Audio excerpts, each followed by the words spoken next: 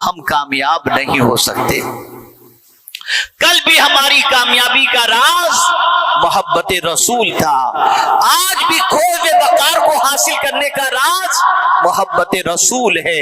اگر ہم نے اس کے اندر سچائی کا دامن تھام لیا اور عشق مصطفیٰ صلی اللہ علیہ وسلم کا چراغ صحیح معنوں میں دل میں روشن کر لیا تو غم چہرہ پھیر لے گی، غم جو ہے چہرہ پھیر لے گا، پریشانیاں منہ موڑ لے گی اور خوشیاں ہمارے دروازوں پر دستک دیتی نظر آئیں گی۔ اس لیے ہر خوشی چاہتی ہے، تلاش کرتی ہے کہ جس کے سینے میں حضور کی محبت ہو میں اسی طرف رخ کروں۔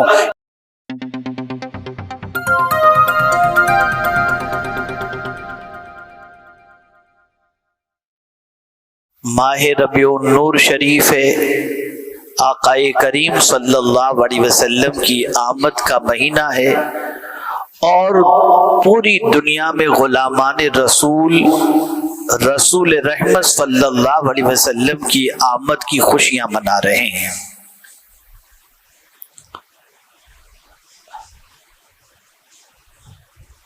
سرکار صلی اللہ علیہ وسلم کی آنے کی خوشی منانا یہ بھی ایک محبت کی علامت ہے، بے شک۔ اس لیے کہ آدمی جس سے محبت کرتا ہے اس کے آنے سے اسے غم نہیں ہوتا، آنے سے خوشی ہوتی ہے۔ تو اللہ کے رسول صلی اللہ تعالی علیہ وسلم کا آنا اور آنے پر خوشی منانا یہ بھی علامات محبت میں سے ایک علامت ہے۔ اور رسول اعظم صلی اللہ تعالی علیہ وسلم کوئی عام انسان یا انسانوں کی تخلیق میں ایک انسان کے اضافے کا نام نہیں ہے، بلکہ رسول رحمت صلی اللہ علیہ وسلم جان انسانیت کا نام ہے، اور سارے انسان پیدا کیے گئے حضور کے صدقے میں۔ بے شک، سبحان اللہ۔ اگر حضور تشریف نہ لاتے تو نہ کائنات پیدا ہوتی، نہ زمین و آسمان پیدا ہوتے، نہ تم ہوتے نہ ہم ہوتے۔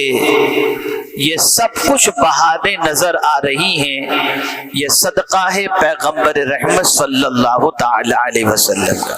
سبحان اللہ، سبحان اللہ۔ آج سچویشن یہ ہے کہ کلمہ پڑھنے والی قوم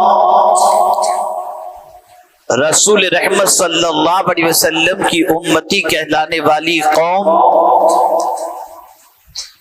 دنیا بھر کے اندر اضطراب کی وادیوں سے گزر رہی ہے، اور اس قوم کو کہیں بھی دور تک جو کامیابی اور کامرانی میسر ہونی چاہیے وہ کامیابی اور کامرانی میسر ہوتی ہوئی دکھائی نہیں دیتی۔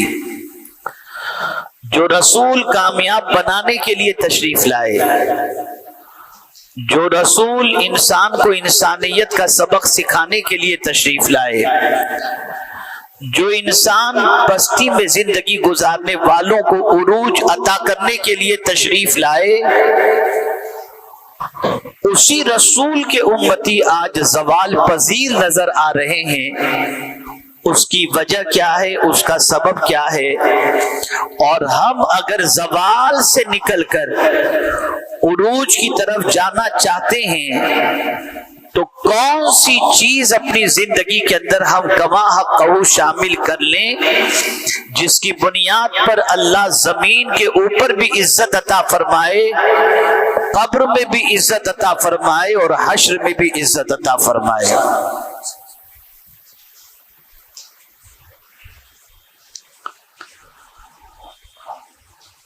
تو میرے پیارے آقا صلی اللہ تعالی علیہ وسلم کے پیارے دیوانوں، رسول رحمت صلی اللہ تعالی علیہ وسلم نے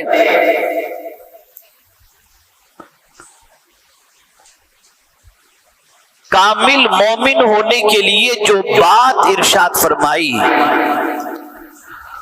اسے دل و دماغ کے اندر محفوظ کر لیں، اس لیے کہ جب تک کہ کامل ایمان ہمارے پاس نہیں ہوگا ہمیں کامیابی نصیب نہیں ہو سکتی۔ بے شک اس لیے کہ قرآن نے کہا وَأَنْتُمُ الْأَعْلَوْنَ إِن كُنتُم مُؤْمِنِينَ، کامیاب تم ہی رہو گے اگر تم کامل مومن ہو جاؤ۔ بے شک تو کامیابی کمال ایمان کے ذریعے نصیب ہو سکتی ہے، کامیابی مکمل ایمان والے ہی کو نصیب ہو سکتی ہے۔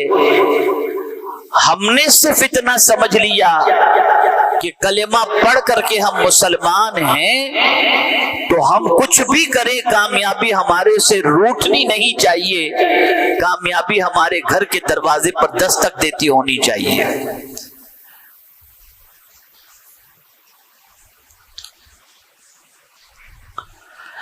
تو رسول رحمت صلی اللہ تعالی علیہ وسلم نے کامیابی کی بنیاد اس چیز پر بتائی، ایمان کامل کے سلسلے میں کنڈیشن جو ہے رکھی، وہ یہ بات کی رکھی کہ تم میں کا کوئی شخص اس وقت تک کامل مومن نہیں ہو سکتا جب تک کہ اپنے باپ، اپنے بیٹے اور سارے انسانوں سے زیادہ مجھ سے محبت نہ کرے۔ بے شک سبحان اللہ۔ جب تک کلمہ پڑھنے والوں کے دلوں کے اندر رسول اعظم صلی اللہ علیہ وسلم کی محبت سارے انسانوں سے زیادہ نہیں ہوگی اس وقت تک ایمان مکمل نہیں ہو سکتا، اور جب ایمان مکمل نہیں ہوگا تو اس مومن کہلانے والے کو اللہ کامیابی عطا نہیں کرے گا۔ جی صحابہ کی پوری زندگی اٹھا کر کے دیکھیں، تابعین کی زندگی اٹھا کر دیکھیں، تابعین کی زندگی اٹھا کر دیکھیں، اولیاء کاملین کی زندگی اٹھا کر دیکھیں تو آپ اس نتیجے پر پہنچیں گے کہ جب حضور کے مقابلے میں کسی اور کی محبت نے آواز دی تو سب کی محبت کو انہوں نے ٹھکرا دیا، حضور کی محبت کو دل و جان سے اختیار فرمایا، سبحان اللہ۔ فوقیت حضور کی محبت کو دی، پرائرٹی حضور کی محبت کو دی۔ دو مثالوں کے ذریعے سمجھاؤں تو بات اچھی طرح سے سمجھ میں آ جائے گی۔ سیدنا فاروق اعظم رضی اللہ المولا تبارک و تعالی عنہ، جن کی نیکیوں کے بارے میں اللہ کے رسول صلی اللہ علیہ وسلم یہ ارشاد فرماتے ہیں کہ آسمان کے تاروں کے برابر اگر کسی کی نیکی ہے تو وہ عمر فاروق کی نیکی ہے۔ سبحان اللہ سبحان اللہ۔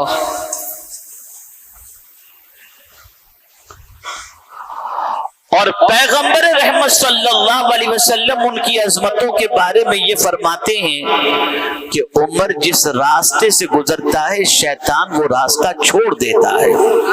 سبحان اللہ سبحان اللہ۔ اور پیغمبر رحمت صلی اللہ علیہ وسلم فرماتے میرے بعد اگر کوئی نبی ہونا ممکن ہوتا تو وہ عمر فاروق ہوتے۔ اب ان ساری چیزوں کو آپ محسوس کریں۔ پہلی چیز نیکیاں آسمان کے تاروں کے برابر۔ کیا ہم میں کا کوئی شخص آسمان کے تاروں کو گن سکتا ہے؟ نہیں۔ ارے میاں جب سر کے بال نہیں گن سکتے تو آسمان کے تارے کیا گن سکیں گے؟ جی جی حضرت۔ کیا ہم میں کا کوئی ایسا ہے جو راستے سے گزرے تو شیطان راستہ چھوڑ دے؟ نہیں، بلکہ ہماری رگوں کے اندر خون کے ساتھ ساتھ شیطان دوڑتا ہوا نظر آتا ہے۔ لیکن وہی سیدنا فاروق اعظم رسول اعظم صلی اللہ علیہ وسلم کی بارگاہ کے اندر اپنی محبت رسول کی داستان پیش کرتے ہیں اور کیا کہتے ہیں؟ عرض کرتے ہیں حضور میں اپنی جان کو چھوڑ کر ہر چیز سے زیادہ آپ سے محبت کرتا ہوں.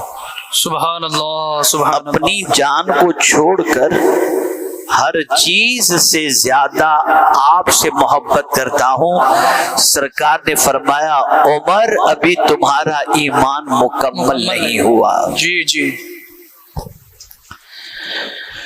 یہ کس سے حضور کہہ رہے ہیں جن کی نیکیوں کی تعداد اتنی اور وہ صرف اتنا کہہ رہے ہیں سارے انسانوں سے زیادہ حضور سے محبت کر رہے ہیں لیکن صرف اتنا کہتے مجھے میری جان سب سے زیادہ محبوب ہے. جان کو چھوڑ کر ہر چیز سے زیادہ میں آپ سے محبت کرتا ہوں. سرکار نے فرمایا عمر تمہارا ایمان اس وقت تک مکمل نہیں جب تک کہ اپنی جان سے بھی زیادہ مجھ سے محبت نہ کرو. اتنا سننا تھا کہ فاروق اعظم نے گردن جھکائی اور تھوڑی دیر کے بعد سر اٹھایا اور عرض کرنے لگے حضور آج سے میری جان سے بھی زیادہ میں آپ سے محبت کرتا ہوں. سبحان اللہ. سرکار نے فرمایا عمر تمہارا ایمان مکمل ہو گیا.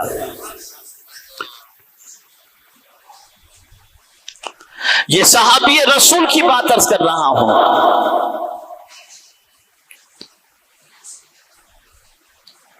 یہ اس صحابی کی بات کر رہا ہوں جو مرتبے میں صدیق اکبر کے بعد سب سے اونچا مقام رکھتے ہیں, جن کے اسلام قبول کرنے پر اللہ کی طرف سے آیت کریمہ نازل ہوئی یا ایھا النبی حسبک اللہ ومن اتبعک من المؤمنین. جن کے اسلام قبول کرتے ہی چھپا ہوا اسلام ظاہر ہو گیا, ان کو حضور فرماتے ہیں کہ جب تک تم اپنی جان سے زیادہ مجھ سے محبت نہ کرو اس وقت تک تم کامل مومن نہیں ہو سکتے. اب میں آپ سے سوال پوچھنا چاہتا ہوں کہ ہلکا سا اپنے دل کی طرف توجہ کر کے ہم سوچیں کہ کیا اس دل کے اندر محبت رسول کا معاملہ وہی ہے کہ اپنی جان سے زیادہ ہم حضور سے محبت کرتے ہیں؟ تو دل واضح لفظوں میں کہے گا میاں نعرے بازی بند کرو. یہ دل تو دھڑکتا ہے کسی اور کی محبت میں اور زبان پر نعرہ لگا رہے حضور کی محبت کا. کیا وجہ تھی کہ صحابہ کرام علیہم الرضوان اللہ کے رسول صلی اللہ علیہ وسلم کی محبت میں اس طرح سے نکل آتے اور اس طرح سے حضور صلی اللہ علیہ وسلم کی محبت پر اپنا سب کچھ لٹانے کے لیے تیار ہوتے, چاہے وہ بیٹا ہو, چاہے باپ ہو, چاہے ماں ہو.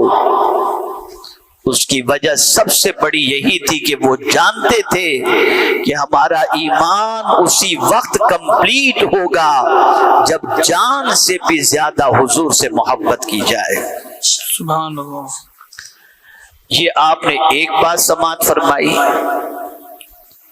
اب آئیے دوسرے واقعے کی طرف لے چلوں. اور یہ محبت رسول جو کمال ایمان کا ذریعہ ہے صرف مردوں ہی کے لیے نہیں عورتوں کے لیے بھی یہ چیز ہے کہ عورتیں بھی جب تک اپنی جان سے زیادہ حضور سے محبت نہ کریں ان کا بھی ایمان مکمل نہیں ہوتا. حضرت ابو سفیان رضی اللہ المولا تبارک و تعالی عنہ ابھی اسلام انہوں نے قبول نہیں کیا تھا اور ان کی بیٹی کا نکاح اسلام قبول کرنے کے بعد ان کے رسول اعظم صلی اللہ علیہ وسلم کے ساتھ ہو گیا. زمانہ گزر چکا، بیٹی سے ملاقات ابو سفیان کی نہیں ہوئی تھی. ایک دن باپ کے دل میں بیٹی کی محبت نے انگڑائی لی اور باپ نے سوچا چلوں، چل کر کے ذرا مدینے جا کر بیٹی سے ملاقات کروں. بیٹی ام المؤمنین تھی، حضور صلی اللہ علیہ وسلم کی زوجہ تھی. ابو سفیان گئے، ابھی اسلام قبول نہیں کیا تھا انہوں نے. دروازے پہ دستک دی، بیٹی نے دیکھا باپ آیا ہوا ہے، دروازہ کھولا، لیکن بستر پر جیسے ہی بیٹھنے کے لیے گئے تو انہوں نے اپنا بستر سمیٹ لیا. باپ نے کہا بیٹی کیا تمہارا باپ اس بستر پر بیٹھنے کے لائق نہیں ہے؟ اب جواب سنیے، جواب میں کیا کہتی ہیں. جواب میں کہتی ہیں سنو، یہ نبی کا بستر ہے، اس پر کوئی ناپاک نہیں بیٹھ سکتا چاہے میرا باپ ہی کیوں نہ ہو. اللہ، یہ ہے محبت رسول، یہ ہے عشق مصطفیٰ صلی اللہ علیہ وسلم.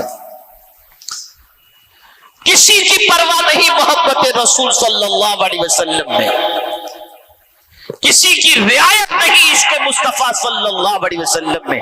اپنی جان کی بھی فکر حضور کی محبت میں نہ کرو، تب جا کر انسان کمال ایمان تک پہنچتا ہے اور اس کا ایمان مکمل ہوتا ہے. دو چیزیں میں عرض کروں گا، اس کو اچھی طریقے سے آپ سمجھیں. محبت کہتے کسے ہیں؟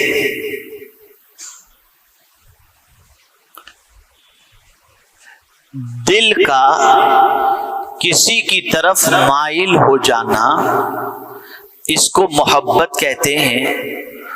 اور یہی مائل ہونا جب شدت اختیار کر لے کہ جس سے محبت ہوئی اس کی پوزیشن یہ ہو جائے کہ سوئیں تو بھی وہی نظر آئے، بیٹھیں تو بھی وہی نظر آئے، چلے تب بھی وہی نظر آئے. جب یہ شدت اختیار کر لے تو اس کو کہتے ہیں عشق.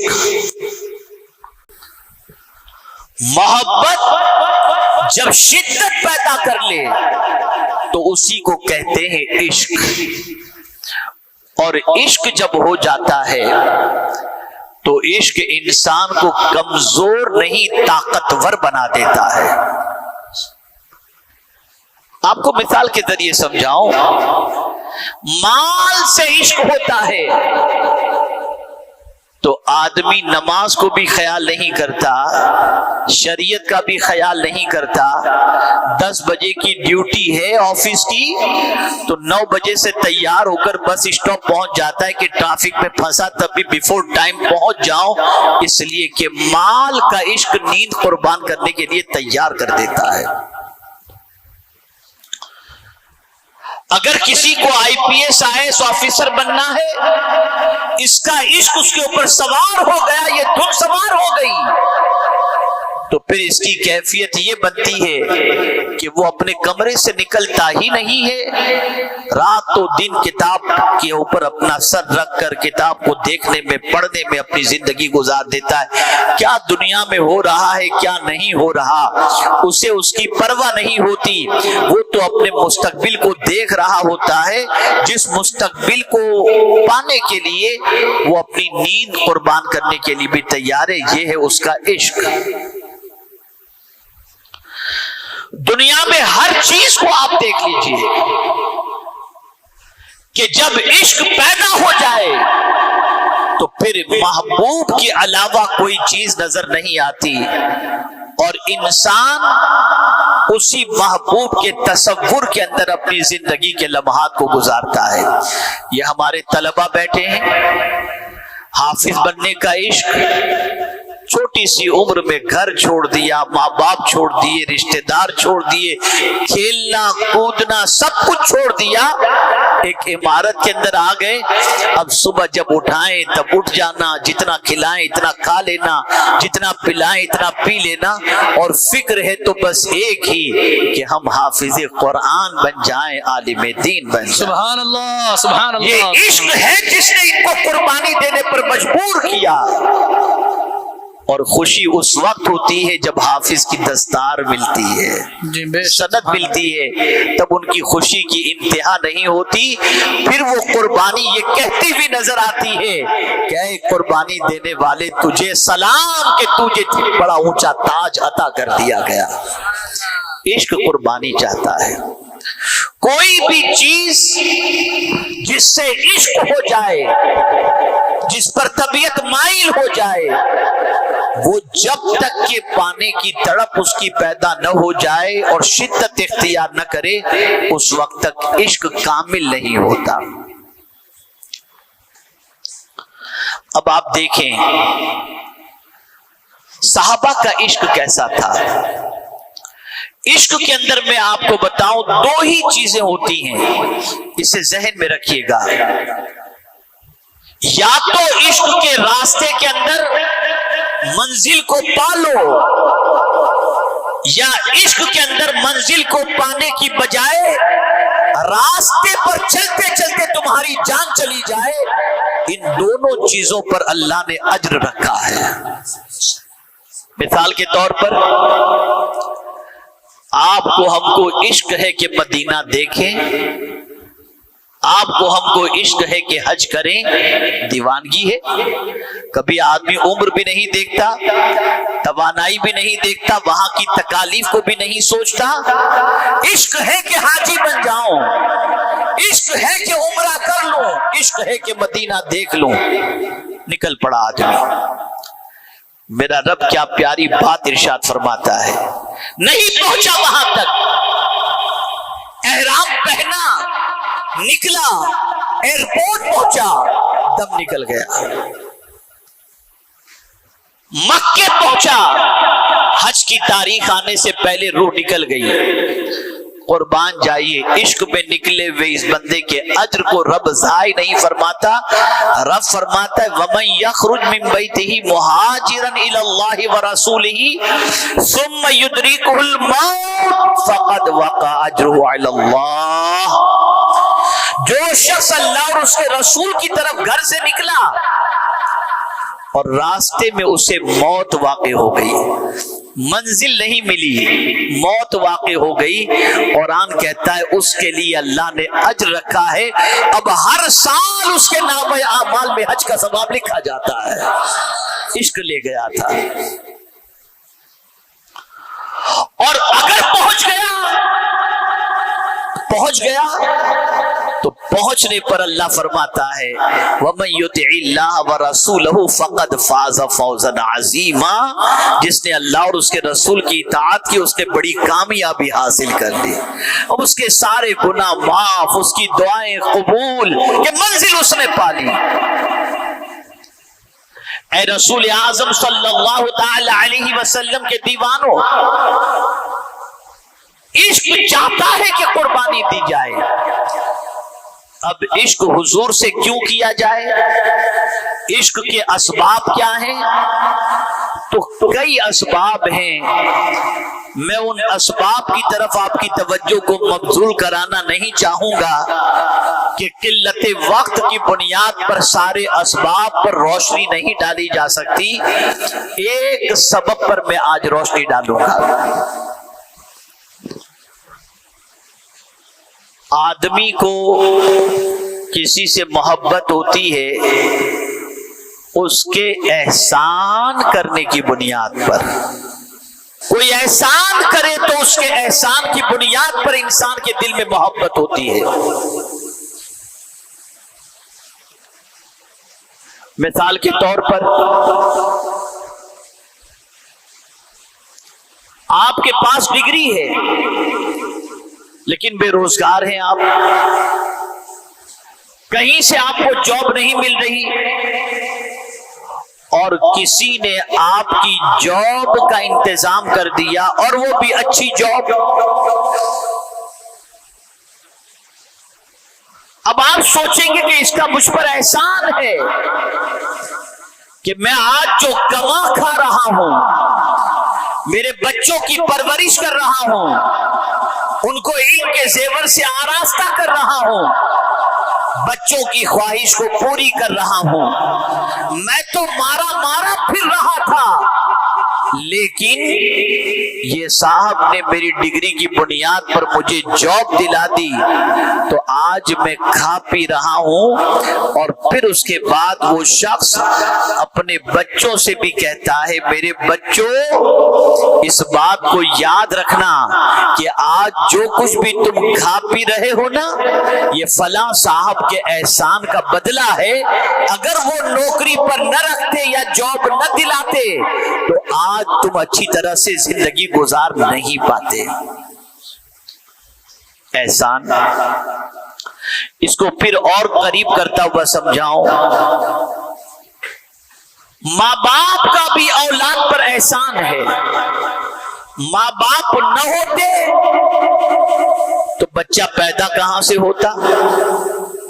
تو ماں باپ ذریعہ بنے بچے کی پیدائش کے، تو قرآن نے ماں باپ کے احسان کو یاد رکھنے کا حکم بھی دیا اور ان کے ساتھ اچھے سلوک کی تعلیم بھی عطا فرمائی، اس لیے کہ ماں باپ کا احسان ہے کہ انہوں نے پالا، انہوں نے کھلایا، انہوں نے بڑا کیا، انہوں نے طبیعت کا خیال کیا، تعلیم کا خیال کیا، ساری چیزیں انہوں نے کی، جب جا کر ہم اتنے بڑے ہوئے اور کسی قابل ہوئے، تو یہ ہوا ماں باپ کا احسان۔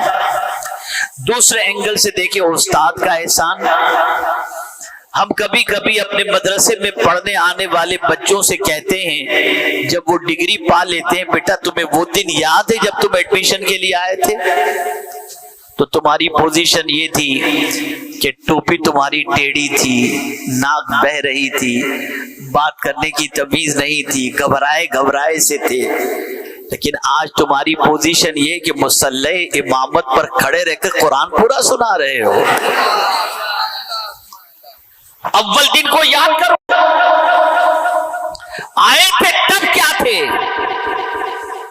اور تمہارے استاد نے تم کو کتنا سوار دیا کہ مصلی امامت کے قابل بنا دیا، یہ ہوا استاد کا احسان۔ کسی پیر سے وابستہ ہوئے سنی صحیح العقیدہ تو بد عقیدوں سے بچنے کا جذبہ پیدا ہوا، گناہوں سے بچنے کا جذبہ پیدا ہوا، اوراد و وظائف ان سے سننے کے بعد اس کو کرنے کا جذبہ پیدا ہوا، جس کی وجہ سے طبیعت کے اندر قرار اور زندگی اچھی طریقے سے گزرنے لگی، یہ ہوا شیخ کا احسان۔ تو اب دیکھیے، پیر کی محبت وہ بھی لوگوں کے دلوں میں، استاد کی محبت وہ بھی لوگوں کے دلوں میں، ماں باپ کی محبت وہ بھی لوگوں کے دلوں میں، اس لیے کہ ان سب کا احسان ہے۔ لیکن سن لو، انسانوں میں سب سے بڑا احسان حضور کا ہم پر ہے۔ حضور صلی اللہ علیہ وسلم سے بڑھ کر کوئی احسان نہیں۔ اگر کوئی طالب علم پورا قرآن مصلی امامت پر کھڑے رہ کر کے سنا رہا ہے تو مجھے یہ بتاؤ قرآن ملا کس کے صدقے میں؟ تو قرآن ملا حضور کے صدقے میں۔ اگر حضور تشریف نہ لاتے تو قرآن کہاں سے ملتا؟ تو یہ ہوا حضور کا احسان۔ ماں باپ کا احسان، اس سے بڑھ کر حضور کا احسان کہ اگر اللہ حضور کو پیدا کرنا نہ چاہتا اور حضور کو پیدا کرنا مقصود نہ ہوتا تو پھر کوئی انسان ہی پیدا نہ ہوتا۔ ہم سب پیدا ہوئے حضور صلی اللہ علیہ وسلم کے صدقے میں۔ استاد کا احسان، یقیناً استاد کے پاس علم آیا، کہاں سے آیا؟ ان کے استاد سے۔ ان کے استاد کے پاس کہاں سے علم آیا؟ ان کے استاد سے۔ بڑھتے بڑھتے بڑھتے یہ علم کا سلسلہ صحابہ تک پہنچے گا، اور صحابہ کے پاس علم کس کے پاس سے آیا؟ حضور صلی اللہ علیہ وسلم کی بارگاہ سے۔ پتہ یہ چلا کہ جان انسانیت اور جان احسان ہے مصطفیٰ جان رحمت صلی اللہ علیہ وسلم. سب سے بڑا احسان حضور صلی اللہ علیہ وسلم کا. اس لیے اللہ نے زمین دی تو یہ نہیں فرمایا کہ میرے بندے میں نے تجھ پر احسان کیا. آسمان دیا تو یہ نہیں فرمایا میرے بندے میں نے تجھ پر احسان کیا. لیکن جب حضور کو اس دنیا میں بھیجا تو ارشاد فرمایا لقد من اللہ علی المؤمنین اذ بعث فیہم رسولا. بے شک اللہ نے مومنوں پر احسان فرمایا جب ان میں عظمت والے رسول کو مبعوث فرمایا.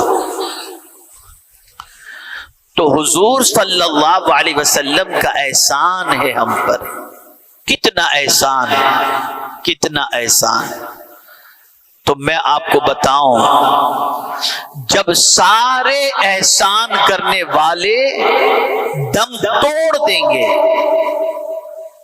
ماں کو لے لیجئے، باپ کو لے لیجئے، جسم سے روح پرواز کر جاتی ہے اور مردے کو قبر کے حوالے کیا جاتا ہے، تو باپ ہی تو ہوتا ہے جو بیٹے کو کاندھا دے کر قبرستان کو لے جاتا ہے اور وہاں لے جانے کے بعد اپنے بیٹے پر منو مٹی ڈال کر تنہا قبر کے سپرد کر کے وہ باپ جو اپنے بیٹے کے سر کے اندر درد برداشت نہیں کرتا تھا، وہ یہ جانتا ہے کہ میں اندھیری کوٹھڑی کے اندر اپنے بچے کو چھوڑ کے جا رہا ہوں، لیکن وہ باپ قبر کے اندر جا کر اپنے بچے کی پریشانی دور کرنے کے لیے تیار نہیں ہے کوئی باپ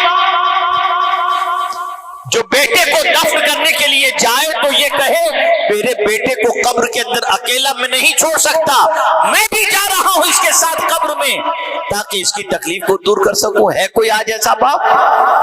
ہے کوئی ایسی ماں؟ نہیں. باپ کا احسان ہے، ماں کا احسان ہے، لیکن یہ سارے احسان قبر کی دہلیز تک ہیں. لیکن جس قبر میں ماں نہیں جا سکتی، جس قبر کے اندر باپ نہیں جا سکتا، اس قبر کے اندر مدینے کے تاجدار تشریف لاتے ہیں اور کہتے ہیں ماں باپ سے زیادہ بھی مجھ سے محبت کرو، اس لیے کہ جب سب ساتھ چھوڑ دیں گے تو تمہارا نبی تمہارا ساتھ نہیں چھوڑے گا. یہ ہے حضور صلی اللہ علیہ وسلم.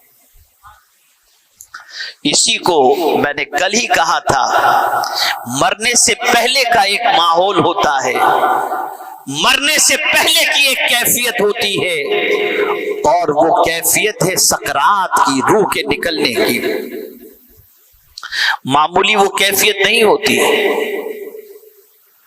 آقا کریم صلی اللہ علیہ وسلم فرماتے کسی پر 360 تلوار کی ضربیں لگائی جائیں اتنی تکلیف نہیں ہوتی جتنی جسم سے روح نکلتے وقت تکلیف ہوتی ہے.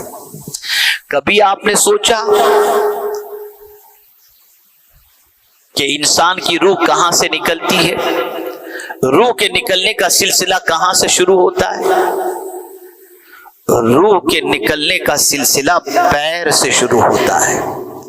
پہلے انسان کے پیر سے روح نکلتی ہے، پھر آہستہ آہستہ پورے جسم سے ہوتے ہوئے پورے جسم سے روح نکلتی ہے، لیکن اسٹارٹ پیر سے.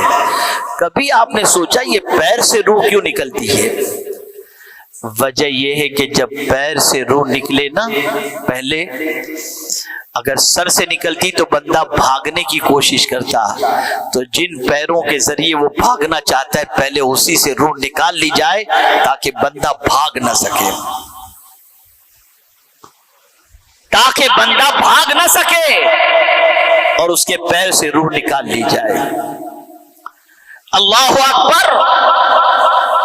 ایسی سچویشن کہ جو ایمان کے لیے بہت امتحان کی سچویشن ہوتی ہے، اس وقت بندہ اتنا پیاسا ہوتا ہے کہ فرمایا گیا 7 سمندر کا پانی بھی اسے پلا دیا جائے، اگر بے نمازی ہے تب بھی اس کی پیاس بجھے گی نہیں. 7 سمندر کا بھی پانی پلا دیا جائے تو وہ اتنا پیاسا ہوتا ہے روح کے نکلتے وقت کہ 7 سمندر کا پانی بھی اگر پلا دیا جائے تو اس کی پیاس نہیں بجھ سکتی. یہ ایک موت کے وقت کی سچویشن ہے. باپ کو کچھ خبر نہیں، ماں کو کچھ خبر نہیں، سب دیکھ رہے ہیں بیٹے کو، لیکن قربان میرے امام عشق و محبت پر کہ وہ جانتے ہیں کہ جب یہ سچویشن ہوگی تو اس وقت کون ہوگا جو کام آ سکتا ہے اور جس کی محبت کام آ سکتی ہے. تو اعلی حضرت کہتے یا الہی بھول جاؤں نزع کی تکلیف کو، شادی دیدار حسن مصطفیٰ کا ذات ہو. جب میرے جسم سے روح نکل رہی ہو تو اس وقت کی تکلیف کو میں بھول جاؤں. اس وقت حضور آپ کے چہرے مبارک میرے سامنے ہو، میں آپ کو دیکھتا رہوں اور میری روح پرواز کر جائے. وہ کون سی مصیبتیں جہاں حضور کام نہیں آتے. آج امت مسلمہ سب کا احسان مانتی ہے لیکن حضور کے احسان سے غافل ہو چکی ہے. ارے کلمہ ملا تو حضور کے صدقے، زندگی ملی حضور کے صدقے، رحمان ملا حضور کے صدقے، اور جنت بھی ملے گی تو حضور کے صدقے میں ملے گی. نادانو تم اس رسول سے محبت نہیں کرتے جیسی ہونی چاہیے ویسی. نام کی محبت، نام کی محبت، دعویٰ تو محبت رسول کا، لیکن دل کے اندر جھانک کر دیکھیں تو نہ جانے کتنی محبت کے چراغ اس دل کے اندر جل رہے ہیں. مال کی محبت، بدکاری کی محبت، گناہوں کی محبت، رشوت کی محبت، زنا کی محبت، شراب کی محبت، آوارگی کی محبت، نہ جانے کتنی محبتیں دل کے اندر موجود ہیں، اور زبان سے کہہ رہے ہیں ہم حضور سے محبت کرتے ہیں. یاد رکھو آقا کریم صلی اللہ علیہ وسلم کا عشق اور آقا کریم صلی اللہ علیہ وسلم کی محبت یہ اتنی عظیم دولت ہے کہ جسے نصیب ہو جائے، جسے نصیب ہو جائے اس کے نصیب جاگ جایا کرتے ہیں. میں آپ کو بتاؤں، پتھر حضور سے محبت کرے تو دنیا اس سے محبت کرنے پر مجبور ہو جاتی ہے. درخت حضور سے محبت کرے تو دنیا اس سے محبت کرنے کے لیے تیار ہو جاتی ہے. پہاڑ محبت کرے تو انسان پہاڑ سے محبت کرنا شروع کر دیتا ہے. آپ مجھے بتاؤ، کیا یہاں سے مدینے جانے والے لوگ جبل احد کو دیکھنے کے لیے نہیں جاتے؟ نہیں جاتے ہے کیا؟ ظاہر میں اگر دیکھیں تو نظر آنے والا ایک پتھروں کا پہاڑ ہی تو ہے، لیکن اسے جاتا ہے تو امتی حسرت بھری نگاہوں سے دیکھتا ہے. یا اللہ ماجرا کیا ہے کہ یہ پتھروں کا پہاڑ، اس میں ایسی کون سی خوبی ہے کہ جس سے انسان محبت کرتا ہے؟ تو جواب ملے گا، حضور نے فرمایا یہ پہاڑ مجھ سے محبت کرتا ہے، میں اس سے محبت کرتا ہوں، تم بھی اس سے محبت کرو. ایک توجہ چاہوں گا، انسان جس کے دل کے اندر محبت کا جذبہ نہ ہو تو آدمی کہتا ہے یار یہ تو پتھر دل انسان ہے، بہت سخت ہے، کسی سے محبت ہی نہیں کرتا. لیکن میرے آقا آپ کی عظمتوں پر قربان کہ پتھر کا پہاڑ بھی آپ سے محبت کرتا ہے، پتھر کا پہاڑ بھی آپ سے محبت کرتا ہے. اور رسول اعظم صلی اللہ علیہ وسلم سے محبت کی کیفیت یہ ہے کہ جب جبل احد پہ حضور تشریف لے جاتے ہیں تو صدیق اکبر بھی ساتھ میں، فاروق اعظم بھی ساتھ میں، حضرت عثمان غنی رضی اللہ تعالیٰ عنہ بھی ساتھ میں. پتھر حضور، پتھروں کا پہاڑ جوش میں آتا ہے، وجد میں آتا ہے تو حضور اپنے پیر کو جبل احد پر مارتے اور فرماتے ہیں اے پہاڑ رک جا، تجھ پر ایک نبی، ایک صدیق اور 2 شہید سوار ہیں، वही पत्थर का पहाड़ रुक जाता है और दर्श देता है कि सुनो, मैं पत्थर का पहाड़ जरूर हूं लेकिन मदीने के ताजदार से मोहब्बत करता हूं। उन्होंने कह दिया रुक जा तो मैं रुक गया। मुसलमानों, अगर हमसे हुजूर ने किसी गुनाह से रुकने के लिए कहा और हम नहीं रुके तो मैं आपसे पूछना चाहता हूं, न जबल ओहद के लिए हुजूर रोए, न हुजूर सल्लल्लाहु अलैहि वसल्लम दरख्त के लिए रोए। अगर हुजूर ने आंसू बहाए तो हमारे लिए आंसू बहाए। जिनके लिए रोए वो तो हुजूर की नहीं मानता, और जिनके लिए हुजूर नहीं रोए वो पत्थर भी हो तो हुजूर की बात मानता हुआ दिखाई देता है। ए रसूल आजम सल्लल्लाहु अलैहि वसल्लम के दीवानों, तो पत्थरों का पहाड़ भी हुजूर से मोहब्बत करता है। अल्लाहु अकबर, अल्लाहु अकबर। मौला अली करमल्लाहु ताला वजहुल करीम इरशाद फरमाते हैं कि आकाए करीम सल्लल्लाहु अलैहि वसल्लम ने इरशाद फरमाया, मैं उस पत्थर को पहचानता हूं,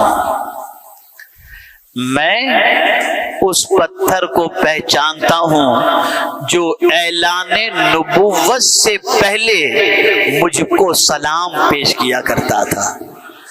तो जब पत्थर सलाम पेश करे तो हुजूर उसे पहचानते हैं, उम्मती सलाम करे तो उसे भी हुजूर पहचानते हैं, उसे भी हुजूर पहचानते हैं। अब आइए मैं गुफ्तगू को समेटने की कोशिश करते हुए आपको समझाऊं।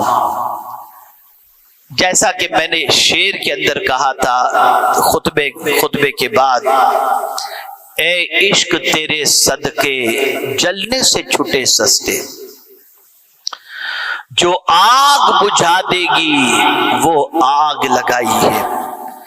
सबसे पहले तो मैं आपको बताऊं, आजकल यूक्रेन और रशिया की वॉर जो चल रही है और बराबर मीडिया के ऊपर ये बात आ रही है कि थर्ड वर्ल्ड वॉर के नक्कारे बच चुके हैं, तीसरी आलमी जंग होगी और एटमी वॉर होगा, आधी पौनी दुनिया तबाह हो जाएगी, ये सब बातें चल रही है। एटम बम उसकी ताकत अपनी जगह पर, लेकिन उससे खतरनाक ताकत जहन्नम के आग की है कि रसूल आज़म सल्लल्लाहु अलैहि वसल्लम इरशाद फरमाते हैं, जहन्नम के दरवाजे को सुई के सुराख के बराबर भी अगर खोल दिया जाए तो पूरी दुनिया जल करके राख हो जाए।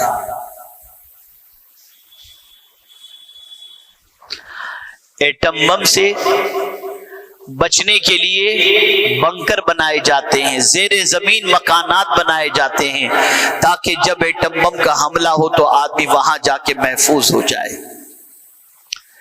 मैं आपसे पूछना चाहता हूं, हर एक को पुल सिरात से गुजरना है, और पुल सिरात जहन्नम के ऊपर बना हुआ एक ब्रिज है, एक रास्ता है, एक पुल है जिससे गुजरना है। क्या बहुत चौड़ा है? नहीं। बहुत मोटा है? नहीं। फरमाया गया बाल से ज्यादा बारीक और तलवार से ज्यादा तेज ये पुल सिरात है, हर एक को उससे गुजरना है। और ये ब्रिज बना कहां है? पुल सिरात जहन्नम के ऊपर, नीचे जहन्नम की आग, ऊपर बना हुआ ये पुल सिरात, इसको क्रॉस करना है, इससे गुजरना है। अब मैं आपसे पूछना चाहता हूं,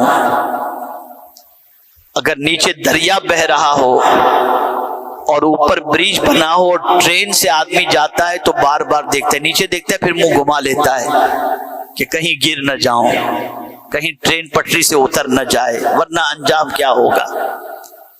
एक फिक्र होती है, एक परेशानी होती है। अब मैं आपसे पूछना चाहता हूं कि पुल सिरात जो इतना बारीक है और नीचे जहन्नम के दहकते हुए शोले हैं, उससे इंसान को गुजरना है। یہاں تک فرمایا گیا قدم رکھتے ہی لوگ کٹ کٹ کے نیچے گرتے چلے جائیں گے. بال سے زیادہ باریک ہے نا، تلوار سے زیادہ تیز ہے، کٹ کٹ کے نیچے گرتے ہوں گے، کوئی ادھر کوئی ادھر، یوں گرتے جاتے ہوں گے. لیکن جب وہ بندہ، توجہ چاہوں گا عشق کی طاقت، جب وہ بندہ جس کے سینے میں محبت رسول کا چراغ روشن ہے، جیسے ہی پل صراط پر قدم رکھے گا تو جہنم پکار اٹھے گا. کیا پکارے گا؟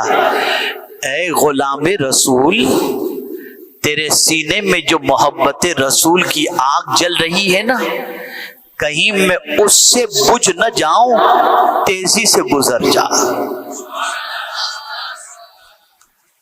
جہنم کی آگ ڈر رہی ہے اس سے جس کے سینے میں عشق مصطفیٰ کی آگ لگی ہے. تو میرے امام کہتے ہیں اے عشق تیرے صدقے جلنے سے چھٹے سستے، جو آگ بجھا دے گی وہ آگ لگائی ہے. جو جہنم کی آگ کو بجھا دے وہ آگ میں نے میرے سینے کے اندر جلا لی ہے. تو جب جہنم جیسی آگ کو عشق مصطفیٰ کی آگ بجھانے کی طاقت رکھتی ہے تو دنیا کے ہر غم کو مٹانے کی طاقت بھی محبت رسول کی آگ رکھتی ہے. اس لیے فرمایا گیا اپنی جان سے بھی زیادہ حضور سے محبت کرو، سارے انسانوں سے زیادہ حضور سے محبت کرو. اور آخری جملہ عرض کر کے گفتگو ختم کرتا ہوں، جو حضور سے محبت کرتا ہے سب اس سے محبت کرتے ہیں. کالے رنگ والے سے کوئی محبت نہیں کرتا، حقلاتی زبان والوں سے کوئی محبت نہیں کرتا. اے بلال، آپ کی عظمتوں کو سلام کہ آپ سے ہم اس لیے محبت کرتے ہیں، ہم آپ کا رنگ نہیں دیکھتے، سینے میں محبت رسول کا جلوہ دیکھ رہے ہیں. یہ عشق ہے، یہ عشق ہے. درخت کے تنے سے محبت اگر ہے استوان حنانہ سے، وجہ یہی ہے کہ وہ حضور سے محبت کرتا تھا.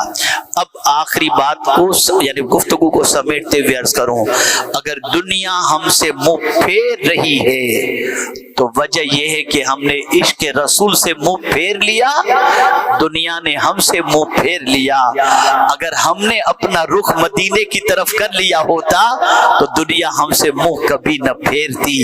آج ضرورت ہے عشق مصطفیٰ کی شمع کو سینے میں روشن کرو، محبت رسول کے چراغ کو سینے میں روشن کرو، اور اپنے بیٹوں کو، اپنی اولاد کو جہاں بہت ساری چیزوں کی تعلیم دیتے ہو، ان ساری تعلیم سے پہلے سب سے پہلی تعلیم یہ دو کہ اپنے نبی کی محبت کی تعلیم اپنے بچوں کے سینے کے اندر پیدا کرو، کہ بچے حضور سے عشق کرو، بچے حضور سے محبت کرو. جب تک کہ یہ کیفیت پیدا نہیں ہوگی ہم کامیاب نہیں ہو سکتے. کل بھی ہماری کامیابی کا راز محبت رسول تھا، آج بھی کھوئے ہوئے وقار کو حاصل کرنے کا راز محبت رسول ہے. اگر ہم نے اس کے اندر سچائی کا دامن تھام لیا اور عشق مصطفیٰ صلی اللہ علیہ وسلم کا چراغ صحیح معنوں میں دل میں روشن کر لیا تو غم چہرہ پھیر لے گی، غم جو ہے چہرہ پھیر لے گا، پریشانیاں منہ موڑ لے گی اور خوشیاں ہمارے دروازوں پر دستک دیتی نظر آئیں گی. اس لیے ہر خوشی چاہتی ہے، تلاش کرتی ہے کہ جس کے سینے میں حضور کی محبت ہو میں اسی طرف رخ کروں. اس لیے یاد رکھیں، اگر ہم یہ چاہتے ہیں کہ اللہ دنیا اور آخرت میں ہمیں کامیابی عطا فرمائے تو ہمیں چاہیے کہ آقا کریم صلی اللہ علیہ وسلم سے بے انتہا محبت کریں. اور جب محبت دل میں پیدا ہو جائے گی، عشق دل میں پیدا ہو جائے گا، تو اب ایک صحابی کی بات حضور کی بارگاہ میں جو انہوں نے پوچھا تھا اور سرکار نے جو جواب دیا تھا وہ میں آپ کے سامنے عرض کر دوں. ایک صحابی حاضر ہوئے، عرض کرتے متی الساعہ یا رسول اللہ، اے اللہ کے رسول صلی اللہ علیہ وسلم قیامت کب قائم ہوگی؟ سرکار نے فرمایا اس کے لیے تو نے کیا تیاری کی ہے، کیا تیاری کی ہے؟ کہ حضور میرے دامن میں بہت زیادہ نمازیں نہیں ہیں، بہت زیادہ روزے نہیں ہیں، بہت زیادہ نفلی عبادتیں نہیں ہیں، فرائض کے بعد بس جو عبادتیں ہیں فرض اسے ادا کرتا ہوں، لیکن ایک چیز ہے سرکار، وہ یہ ہے کہ میں اللہ اور اس کے رسول سے بے پناہ محبت کرتا ہوں۔ سرکار نے جب یہ سنا تو ارشاد فرمایا انت مع من احببت، تو قیامت کے دن اسی کے ساتھ ہوگا جس سے تو محبت کرتا ہے۔ اس طرح مجھے ایک حدیث یاد آ گئی، سبحان اللہ، بھی آتے ہوئے میں گاڑی میں پڑھ رہا تھا، وہ حدیث سن لو اور اپنی قسمت پہ ناز کرو۔ حضرت ثوبان رضی اللہ تعالیٰ عنہ کہتے ہیں کہ ایک روز آقا کریم صلی اللہ علیہ وسلم دعا کر رہے تھے، اے اللہ مجھ سے محبت کرنے والوں سے ملا دے، اے اللہ مجھ سے محبت کرنے والوں سے ملا دے۔ تو حضرت ثوبان رضی اللہ تعالیٰ عنہ عرض کرتے ہیں، یا رسول اللہ صلی اللہ تعالی علیہ وسلم، آپ سے محبت کرنے والے تو ہیں یہ سب، آپ کن سے ملنے کی بات کر رہے ہیں؟ اب جواب سنیے، ارشاد فرماتے رحمت عالم صلی اللہ علیہ وسلم، ثوبان تم لوگ مجھے دیکھ کر مجھ سے محبت کرتے ہو،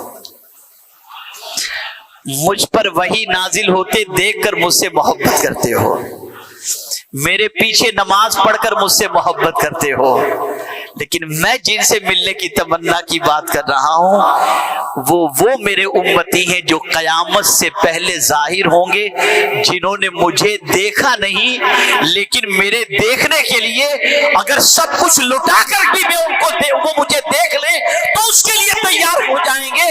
ان محبوبوں کو دیکھنے کی اور ان سے ملنے کی میں تمنا کرتا ہوں، جنہوں نے مجھے دیکھا نہیں پھر بھی مجھ سے محبت کرتے ہیں۔ اے رسول اعظم صلی اللہ علیہ وسلم کے دیوانوں، تو آقا کریم صلی اللہ علیہ وسلم سے بن دیکھے محبت کرنا، یہ وہ محبت ہے کہ اس محبت کے صلے میں حضور ہمیں مل جائے گا۔